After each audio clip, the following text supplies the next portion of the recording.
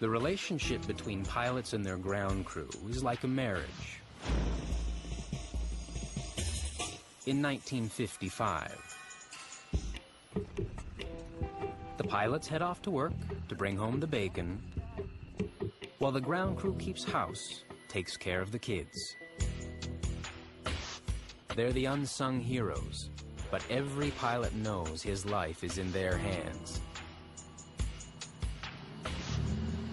The F-18 Jobin's climbing into is older than he is, and getting fussy. By the time it hits the runway, more than 200 people will have had their hands on the jet, fixing it, fueling it, caring for its 500,000 working parts. You constantly have to have eyes in the back of your head. When things get hectic, they get really hectic, and jets are rolling by, and the equipment's rolling in the opposite direction. You just have to be on your toes.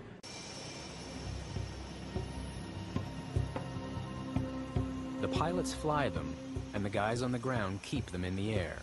Each needs to be certain they can trust the other.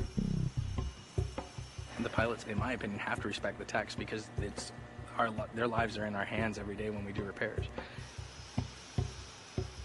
And we have to have a great deal of respect for the pilot in the fact that when we're standing in front of that jet, it would take nothing for him to hit the throttle accidentally or run us over. That bond of mutual trust can be fragile, as Yannick Jobin is about to find out. When a pilot parks his jet, he and the ground crew use a precise set of hand signals to talk to each other. The jet will still be running when the tech dives underneath to chalk the wheels. In that moment, he'll be utterly vulnerable. So he signals Jobin to keep his foot on the brakes. Jobin confirms. But suddenly, he lets the plane creep forward and the ground crew has to jump clear. Jobin has just broken the cardinal rule. Flight safety, any flight safeties we want to bring up, block, training rule adherence, anything like that. Anything? I got nothing. You sure? Yeah. For flight safety, well, I got the ground safety vaccine. You're nearly running over the ground crew? Yeah. That one? We'll talk about that more later. Okay. It's one of the worst things a pilot can do. Back in the day, Jobin's carelessness might have ended in fisticuffs. It's been nearly 20 years since a Tudor pilot almost wiped out this corporal with a similar move. He just kept on coming, so I did the tuck and roll under the wing, and he stopped about another 2 or 3 feet past me. Well, it was a little bit freaky for him when I dragged him out of the cockpit. Now you don't do that. Now you let the IP handle everything.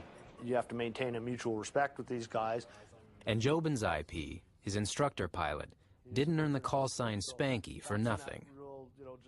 Did you see the brake signal from the guy? Yep. This is the one thing, and I'm going to kick your ass about this today, is he gives you the brake signal, you give him the thumbs up, he starts walking towards the aircraft, and what's the aircraft start doing? Rolling. It starts moving. And guess what? He's about ready to start running because he doesn't want to get run over.